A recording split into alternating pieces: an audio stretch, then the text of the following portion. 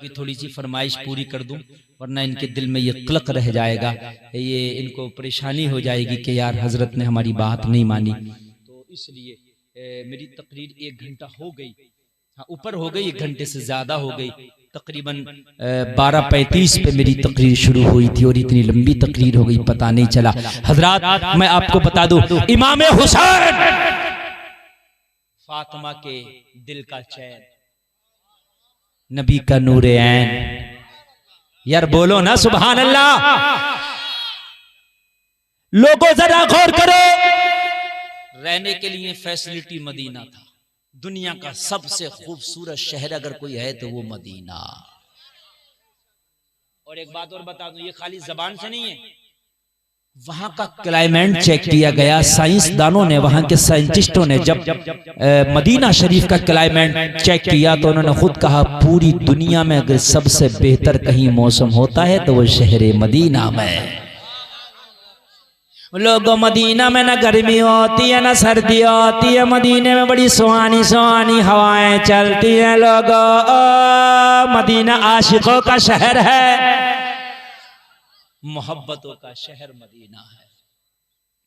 Hussain Medina में रहते थे, जो दुनिया का 1 नंबर का शहर, लेकिन हुसैन जब करबला गए तो मदीना छोड़ा। बोलो भाई छोड़ा कि नहीं छोड़ा? करबला गए तो मदीना छोड़ा। थोड़ी देर मेरी गुफ्तगू, बस मुश्किल से 5-10 मिनट, ये कमेटी वालों की फरमाइश है, मैं इस पर बयान कर दूं और बात खत्म करूं, कोई उठकर ना जाए। बड़ी मैंने कीमती हीरे आपको दिए, अल्लाह करे कि इस पर हमें अमल करने की तौफीक अता हो। बड़ी कीमती हीरे मैंने आपको दिए, अल्लाह करे इस पर अमल करने की तौफीक अता हो। मुमताज बरकाती साहब जलसा बड़ा कामयाब है माशाअल्लाह। कमेटी के लोग बैठे कि नहीं बैठे? अरे बैठे बैठे। हमारे प्रधान जी साहब भी माशाअल्लाह बैठे, सुभान अल्लाह, बोलो ना सुभान अल्लाह। और डंडे वाले भैया, और डंडे वालों कहाँ लेके जा रहे हो? बैठ जाओ यार, 1 घंटा चाहिए ना। इन डंडे वालों को तो बिठाओ, देख के डर लग रहा है। भाई बेटा माशाअल्लाह, देखिए कमेटी वालों का जज्बा देखिए, कह रहे 1 घंटा तकरीर, ये बड़ी बात है, वरना तो 12 बजे के बाद लोग कहते हैं जितनी जल्दी ये बैठे समेटे उतना ही अच्छा है। बात है क्या नहीं है? और यहाँ क्या करे हजरत, 1 घंटा और होना, मकसद ये है कि मजा आ रहा है, चाहत बाकी है, प्यास बाकी है, इसी का नाम तो कामयाबी है। सुभान अल्लाह।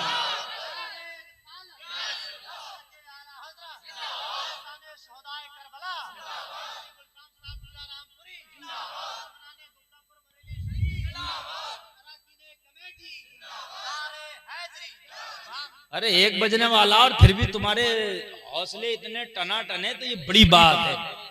2 बजने वाले, अरे भाई पता ही नहीं चल रहा, 2 बजने वाले। 2 बजे के ऊपर तो तुम सारे लठ वाले भी खड़े कर दोगे तो मैं ऊपर नहीं जाऊंगा, इसलिए कि परमिशन 2 बजे की है, समझ लो। 2 बजे तक तो जितना चाहो मुझसे बुलवा लो, कि 2 के बाद मैं भी नहीं जाऊंगा। कान खोल के फिर, या तो मुझे पहले बिठाना चाहिए था। सुनिए सुनिए, अल्लाह ताला आपको सलामत रखे। बस मुझे यही खुशी होती है कि जलसे में से उठे तो ये कह के ना उठे यार मौलाना ने बड़ा कर दिया, ये कह के उठे यार अभी और तकरीर होती है ना, ताकि तीसरी बार आए तो चौथी बार तुम जल्दी बुलाओ, प्यास बाकी रह जाए।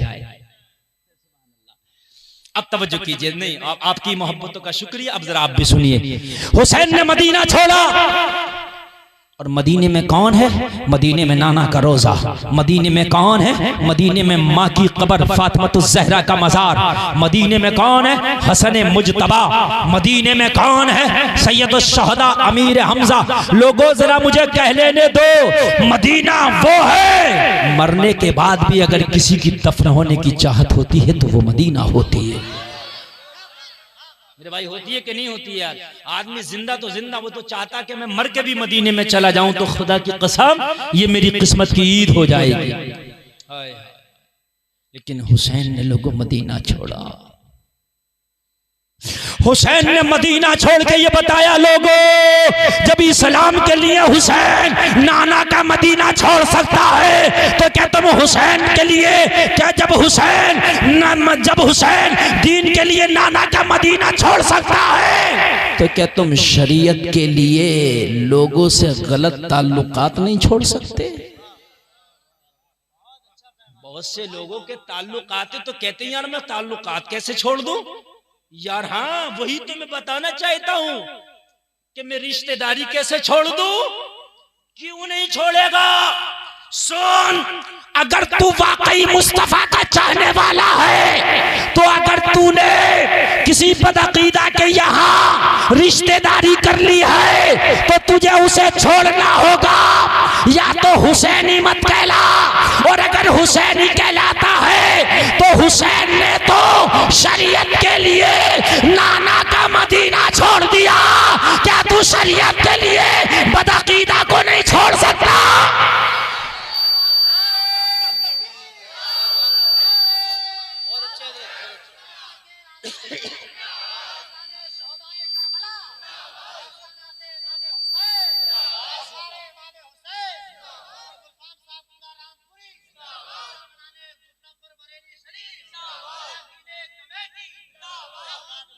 अब भाई मुझे ये बताइए तेरी कौन सी शरीयत है, कौन सा तरीका है, मुझे ये बता। कि कहता है कि यार मैं नहीं छोड़ूंगा, अपना करीबी रिश्तेदार नहीं छोड़ूंगा, मेरा ताल्लुक नहीं छोड़ेगा, मेरी दोस्ती ये नहीं छोड़ेगा। यार जब शरीयत की बात आती है तो सब कुछ छोड़ना पड़ेगा, इसलिए कि अगर एक तरफ मुस्तफा की मोहब्बत और दूसरी तरफ पूरी दुनिया की दौलत, और हमसे कहा जाए चूज करो, पसंद करो, तो दुनिया की दौलत को जो ठोकर मार के मुस्तफा की मोहब्बत को गले लगा ले उसी को आशिक रसूल कहते हैं। वही आशिक रसूल। दुनिया के सामने नबी की मोहब्बत आ जाए तो फिर दुनिया को देखे। मुसलमान सही बात है दुनिया में आया है, लेकिन जब बात नबी की मोहब्बत की आती है तो फिर सबको ठोकर मार देगा। कान खोल के सुन लीजिए, अरे मैं आपको बताऊं, आप अपनी रिश्तेदारियां नहीं छोड़ते, खाते हो वहां जा जाके, शादियों में जा रहे हो, ब्याह में जा रहे हो, खूब खा रहे हो। और ये मत छोड़ना कि मौलाना कह रहे हैं ये खुद भी करते हैं कि नहीं अमल करते हैं। सबसे करीबी रिश्तेदारी मैंने छोड़ रखी है इसी बुनियाद पर, अपनी बात तो मैं बता रहा हूं। हाँ, अपने सगे मामा को छोड़ रखा मैंने, सगे मामा, सबसे करीबी, माँ के सगे भाई। हाँ, मैंने कहा मेरा मौत और जिंदगी से कोई नाता और राब्ता ज़ाब्ता नहीं है, इसलिए जो मेरे नबी का नहीं है वो मेरा क्या हो सकता है। खोल कर सुन लीजिए, हम डंके की चोट पर कहते हैं। बात आई तो मैं आपको बताना चाहता हूं। इंसान कहता है कि यार मैं कैसे छोड़ दूं, कैसे नहीं छोड़ेगा। मैं तुझे बताता हूं नबी की मोहब्बत किसे कहते हैं। सबसे पहला मुसलमान जिसने सबसे पहला कलमा पढ़ा उसका नाम है अबू बकर। नाम याद रहेगा। बड़े लोगों में सबसे पहला कलमा पढ़ने वाला कौन है? नाम याद रखना यार, नाम याद रखना दोस्तों, नाम याद रखना। इनका बेटा ईमान ना लाया, इनका बेटा ईमान, इस्लाम के इब्तदा में यह था कि बाप ईमान ले आया और बेटा नहीं लाया। कभी ऐसा था कि बेटा ले आया बाप ना लाया, ऐसा था।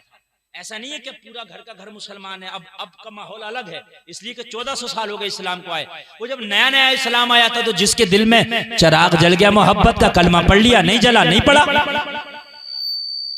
जंग हुई, बेटा अबू बकर का काफिरों की तरफ से आया, इसलिए कि काफिर था। मैं आपको बताता हूँ, आप कहते हो रिश्तेदारी नहीं छोड़ेंगे, आप कहते हो ताल्लुकात नहीं छोड़ेंगे, आप कहते हो मैंने तो बेटी ली है दी है। पहले तो तूने ली क्यों है और दी क्यों है ये बता, है? पहले तो ये बता ली क्यों है और दी क्यों है। और अगर धोखे में ले और दे दिए तो कान खोल के सुन, बेटी आ गई तेरे घर आ गई, सुकून से इसे रख, मोहब्बत से रख, प्यार से रख। उनसे क्या, अगर सुन्नी बनोगे तो ठीक है रखूंगा, नहीं बनोगे तो मेरा आना खत्म, तेरा जाना खत्म। ये मैं अपनी बात नहीं कर रहा, मैं वो तारीख की बात बयान कर रहा हूँ। पूरी दुनिया के मुफ्तियों से किसी से भी पूछ लियो, अगर बात में मेरी झूठ लगे, अगर मेरी बात में जर्रा बराबर भी शक लगे तो मेरा गिरबान पकड़ लेना, स्टेज पे चढ़कर पूरे हिंदुस्तान में आपको इजाजत देता हूँ। हजरत अबू बकर जंग में गए, ये मुस्तफा की तरफ से है, बेटा काफिरों की तरफ से है। बात समझ में आ रही है कि नहीं? अबू बकर किधर से है? जोर से बोलो ना यार। मुस्तफा की तरफ से। और बेटा किधर से है? यानी बाप बेटे दोनों मध्य मुकाबिल आ गए आमने से। चूंकि बेटा ईमान ना लाया था तो उधर से आना था उसे, ये ईमान ले आए तो इधर से आना था।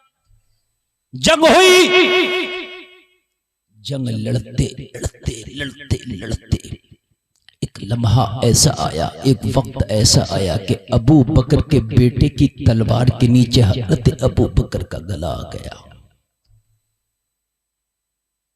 जंग लड़ते लड़ते बाप बेटे आमने सामने आ गए। इसकी तलवार के नीचे बाप अबू बकर का गला आ गया। एकदम तलवार को रोक लिया। कुछ भी है मेरा बाप है, कुछ भी है मेरा बाप है, ये सोच के तलवार को रोक लिया और बाप को छोड़ दिया। अब आगे चलो। जंग हो गई। कुछ दिन के बाद बेटा भी ईमान ले आया। जो करना, अगर दिल रखते हो तो सुनना, जरा सुनना। कुछ दिन के बाद बेटा भी ईमान ले आया। जब ईमान ले आया तो वो जंग का जिक्र छिड़ गया, जिस जंग में हजरत अबू बकर नबी की जानिब से थे, जिस जंग में बेटा काफिरों की तरफ से था। बेटा कहने लगा, ओ बाप अबू बकर, क्या तुझे याद है एक दिन जंग का वो भी था कि मैं तेरे मुकाबले में काफिरों की तरफ से आया था। और मेरे बाप, शायद तुझे याद ना हो तो मुझसे सुन, उस वक्त मेरी तलवार के नीचे तेरा गला आ गया था, मगर मैंने ये सोच के छोड़ दिया था, चाहे कुछ भी है मगर मेरा बाप है। हजरत अबू बकर ने फरमाया, बेटे सुन, तूने तो बाप समझ के मुझे छोड़ दिया था, लेकिन खुदा की कसम, अगर उस दिन तेरा गला मेरी तलवार के नीचे आ जाता तो मैं बेटा समझ के नहीं छोड़ता, बल्कि नबी का दुश्मन समझ के काट देता।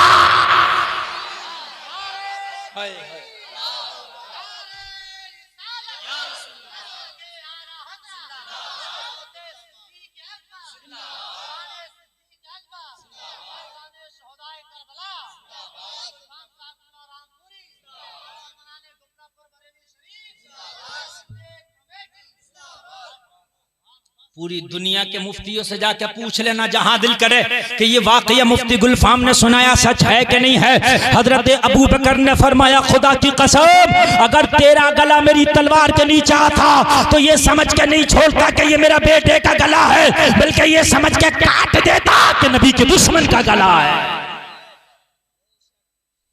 यार, नबी की मोहब्बत की जब बात आती है तो बेटा नहीं देखा जाता, तो फिर तू रिश्तेदारियां देखता फिरता। और मेरे भाइयों, रिश्तेदारियां करो तो सूझबूझ के करो। बहुत से लोग कहते हैं, यार हम तो फंस गए, हमें पता ना चला। यार, तू सारी चीजों का पता निकाल लेता है कि लड़की पड़ी हुई कितनी है, लड़की की हाइट कितनी है, लड़की का कलर कैसा है, बारात को खाना क्या मिलेगा, गाड़ी कौन सी मिलेगी, सोफा बेड के कौन सा होगा, यार सब पता निकाल लेता है। तो ये पता कौन निकालेगा कि इसका अकीदा क्या है? कहता मैं फंस गया। अच्छा, किसी बात में नहीं फंसा, इसी में फंस गया। तूने गाड़ी का पता निकाल लिया, किस होटल में खाना होगा ये पता निकाल लिया, लड़की की हाइट कितनी है ये पता निकाल लिया, लड़की का कलर कैसा है ये पता निकाल लिया, लड़की पड़ी हुई कितनी है ये पता निकाल लिया। ये पता क्यों ना निकाला कि लड़की के घर वालों का अकीदा क्या है? पहले अकीदे का पता निकालता। इमाम हुसैन मदीने में बैठे थे, शाम में बैठ के गुंडागर्दी कर रहा था, कौन यजीद, वहां से बैठे बैठे पता निकाल लिए कर क्या रहा। और जब पता चला कि गुंडागर्दी कर रहा तो सारा साजो सामान उठाया, और इमाम पाक ने उठाने के बाद लोग, रात आई, सुबह को मदीना छोड़ना है, रात आई, सारा सामान बांध लिया, अपने घर वालों से कहना तैयार रहना, सुबह फजर की नमाज पढ़ने के बाद हमें मदीना छोड़ना है। सारे घर वाले बेकरारी के आलम में रहे, सारा मदीना सो गया। ईशा के बाद सन्नाटा छा गया। अली का लाल, नबी का नूरे नजर सोया नहीं। रात को जब मदीने के लोग सो रहे थे, जन्नतुल बकी के कब्रिस्तान में माँ फातिमातुज़ ज़हरा की मज़ार पे हुसैन पहुंचे हैं। जरा मेरी ये सुन लो, उसके बाद मैं आपसे रुखसती चाहूंगा। हुसैन का जाना सुनो जरा यार। हाय, करबला में तो गले कटे हैं, बड़ा जुल्म सितम की आंधियां चली हैं, लेकिन करबला के पहले, करबला के बाद भी हुसैन के ऊपर बहुत ज्यादा आजमाइशों के पहाड़ आए।